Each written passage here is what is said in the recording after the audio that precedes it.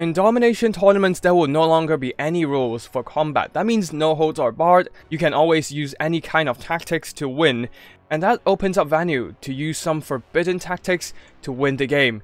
And with the right execution, you can actually wipe your opponent's army within the first few minutes of the game, preventing them from fully building up their army and dominating them from that point onwards. Now, for army build, we are using the Khorne dog build, Fleshhounds of Khorne, 3 of them in fact, double Furies in Skies, double Cultists with the Bloodletter summon supported by a single Herald of Khorne. We will be able to wipe our opponent's army in the first 5 minutes of combat, as our opponent here bring a rather small elite and also slow army with Exalted Bloodletters and also Bloodletters of Khorne. The Cultists on each flank are going through some forests trying to get onto the position to capture the objectives, and in the skies we have a single Exalted Bloodthirster. And that's basically for the army builds. Our opponent no doubt trying to prepare for a Khorne mirror match for the infantry grind, but we're not going to give them that chance. Instead, we are going to pull a move that is possibly controversial under the older tournament rules, but in Domination, this is absolutely valid because no attacking rules are enforced. And with my opponent making a big mistake here, splitting up the cultists trying to capture these objectives, making that split push, we are lobbing all our mobility towards that direction, trying to pin in that cultist of Khorne. To avoid fighting a Bloodthirster, our Furies drops down onto the ground, where they can be supported by Khorne dogs and the characters, and going straight for the cultist in the forest. Now he is hidden, but we saw him run into the forest, so we know that he's there, so the Furies will be rushing over, trying to spot him in hiding. While all my Khorne dogs, at least most of them actually, are rushing over to this end as well, and with the cultist being separated from his army, he has no choice but to move into combat, charging straight into some Furies who landed on the ground trying to avoid the Bloodthirster and begin the fight for his life. The landing button is a great addition, allowing your flying units to avoid being chased down by stronger air force, but of course that also opens them up to counter charges from ground units. Though my opponent's cultist, despite able to countercharge, is still surrounded and outnumbered. He has no choice but to drop in a Bloodletter summon trying to fend off all my Furies, my hero squads and Khorne dogs, but at this point, I have no reason to engage with him, and I just pull back all my forces. My Khorne dogs are holding back, even for these Fleshhounds of Khorne in the forest. I am just avoiding combat, denying my opponent from any melee engagement. And since I do not have any skirmishers to fire at my opponent, under traditional tournament rules, this is very possibly a controversial move because I am not attacking, not showing any intention of attacking other than trying to push off this Bloodthirster, and after that I just went back into hightailing my way out of there, wasting my opponent's Bloodletter summon and doing some minor damage to the Cultist of Khorne. And that is actually a win for me, I would say, as I do not have that many Bloodletter summons to worry about anymore, and I still have 2 of my own Bloodletter summon. And now with the Chaos Furies pushing ahead, my opponent's Furies are being in a rather precarious situation here, as my Chaos Furies are counter-charging. 2 Furies on once, especially supported by the Locust of Wrath, that's plus 40 melee attack, really dumpstered all these Chaos Furies. And only now that I've got some favorable engagements, I have stopped kiting and moved my Bloodletters into combat, pinning in some of these Bloodletters, taking massive damage, and with a rear charge from the Fleshhounds of Khorne, as well as the friendly fire, very literal friendly fire from the Bloodthirster breath.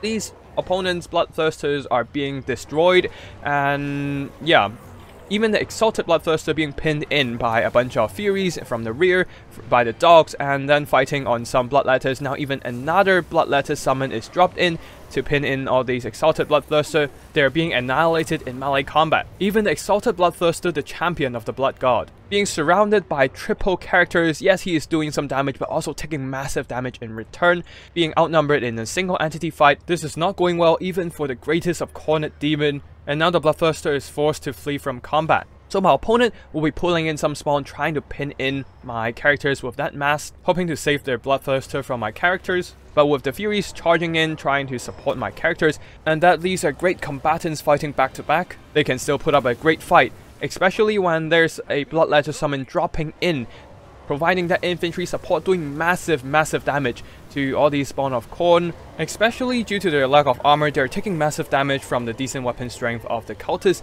as well as a rear charge from the Fleshhounds, more rear charges from the Fleshhounds, wrecking all these Bloodletters from behind.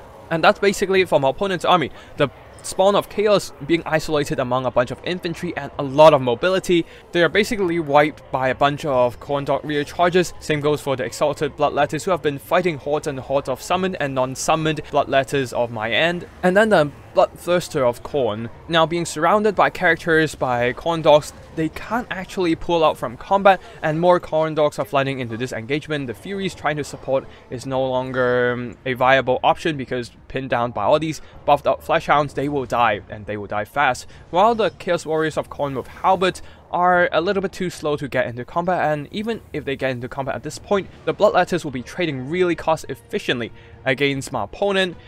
And then the supporting cultists of Khorne who went over to capture this objective is now pinned by the Flesh Hound. My opponent's army is basically wiped with the cultists running. All the infantry from the initial army is gone. The Exalted Bloodthirster is destroyed from combat. At the 5-minute mark of battle, I am in full control of the battlefield. At this point, I can just dominate my opponent, pushing all my forces towards their spawn point, wipe out any forces they try to throw into combat, especially with a lot of reserve in supplies. I can bring out a much larger army than my opponent, and just basically spawn camp them to the end of the game. And that is it. I have won the game. My opponent threw in the towel. In Domination mode, you often see players trying to split push for objectives, trying to get as many victory tickets as possible to win the game. But the key to winning Domination is never about controlling the objectives. Instead, it is about controlling your opponent's army, preventing them from doing anything they want, and that includes capturing objectives. And nothing does it better than wiping out the entire stack of your opponent's army. And among all the methods to kill your opponent's army, the most cost-effective way is to kite. It is great for maximizing damage output while minimizing the damage taken by your units. Basically using your mobility to your advantage, refusing to engage whenever it's unfavorable, and only initiating combat when you deem that you can benefit from the fight. Just like how I basically ran all the way from Objective 1 to deny my opponent from using those summoned bloodletters to catch my units, and then charging into this engagement here with the Khorne dogs rear charging, while I have some bloodletters and bloodletter summons, swarming my opponent forces with a superior amount of infantry, while also delivering some devastating rear charges, while also having the Exalted Bloodthirster being pinned.